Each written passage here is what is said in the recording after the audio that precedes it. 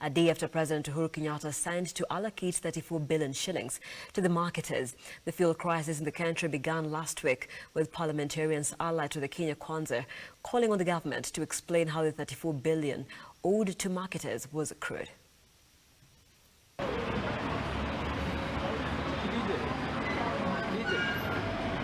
The Kenyan government is set to pay back dues on subsidies to oil marketers this week in a bid to end the ongoing fuel crisis in the country, a subject that has brought about a debate in the Senate, with the senators questioning on the accrued money.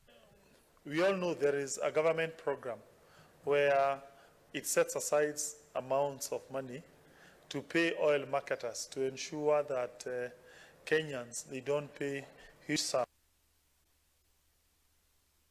Madam Speaker, for the last 1 week or 2 weeks, the marketers have been complaining they have not been given or paid accruing subsidy monies. As a result, Madam Speaker, the oil marketers are unable to sell petroleum products and fuel products.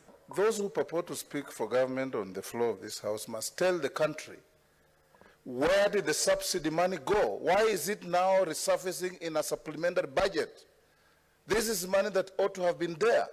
Why were oil dealers not paid the subsidy that was already there and budgeted for? Now we are coming to a supplementary to generate money to pay the oil companies. A further question, Madam Speaker. In a crisis of this nature, why hasn't His Excellency the President come up to address the nation and calm passions and anxiety? Why has he kept silent? We're seeing statements being released from junior officers in government.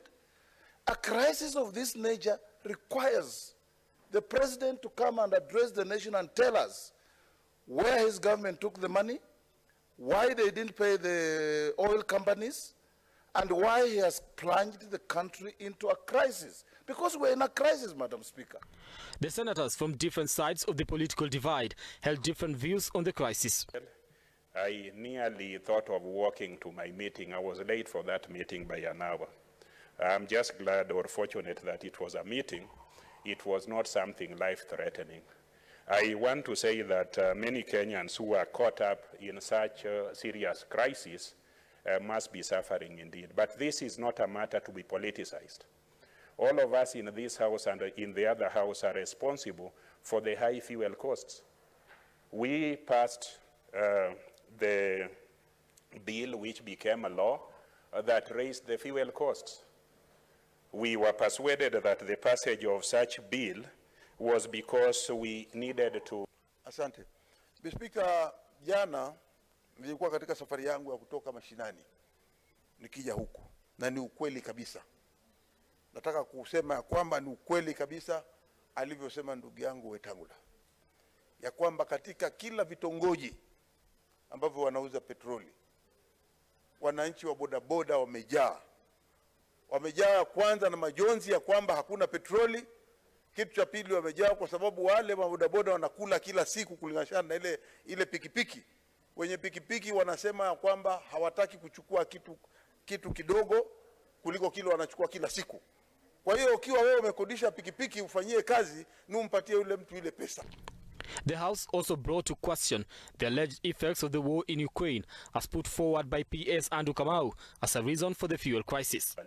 We know that even in the US, President Joe Biden is having a crisis and has had to order more production of petroleum products so that prices are stabilized. And America is attributing that to Ukraine.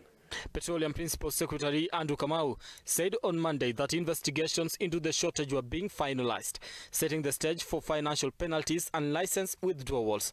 He added that the supply hitches that caused the nationwide fuel shortage are expected to ease from Thursday after oil marketers tipped supplies to stations from depots. The fuel shortage in Kenya, which began last week in the Western and North Rift regions, has now spread to the capital Nairobi, resulting in long queues of motorists and boda operators at stations that still have stock. Brian Amoai, Look Up TV, Nairobi.